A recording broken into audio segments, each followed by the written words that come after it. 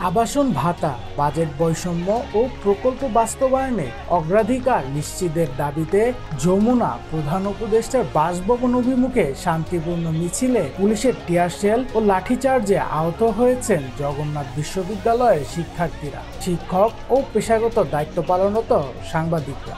আজ 14 মে বুধবার দুপুর 11টার দিকে ক্রাইল মোড় সংলগ্ন রমনা পার্ক এলাকায় এই হামলার ঘটনা ঘটে। এই সময় সংবাদ সারাবেলা সহ বিভিন্ন গণমাধ্যমের একাধিক সাংবাদিক আহত হন।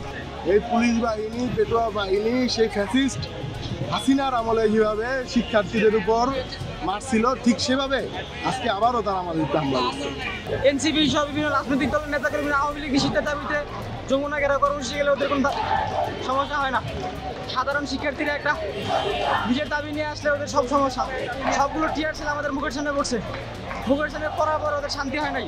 পুলিশরা নিজেরা বলাবলি করতেছে আজকে মাইর হবে, পড়া মাইর।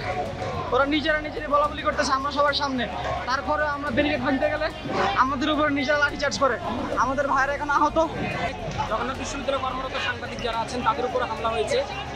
অনেকেই প্রায় 4-5 জনকে আমি দেখেছি সাউন্ড গ্রেনেডের আঘাতে তারা আহত হয়েছেন। এছাড়াও অনেকে আমরা দেখেছি যে টিয়ার গ্যাস তার মুখে গিয়ে পড়েছে। তো এখন পর্যন্ত আমরা সাংবাদিকরা যেমন আহত হয়েছে অনেকজন, এবং শিক্ষার্থীর মধ্যে প্রায় 30 থেকে 40 জন আহত হয়েছে। প্রত্যক্ষদর্শী শিক্ষার্থীরা জানিয়েছেন, পুলিশের এই আচরণ ছিল পূর্ব পরিকল্পিত ও অপ্রত্যাশিত। তাদের শান্তিপূর্ণ আন্দোলনে পুলিশ অতর্কিত হামলা চালায়। উল্লেখ্য, বুধবার সকাল থেকে শিক্ষার্থীরা 3 দফা দাবি আদায়ের লক্ষ্যে বিশ্ববিদ্যালয় ক্যাম্পাসে জড়ো হয় এবং বেলা 11টা 30 মিনিটে যমুনা অভিমুখে পদযাত্রা শুরু করেন কয়েক হাজার শিক্ষক শিক্ষার্থী।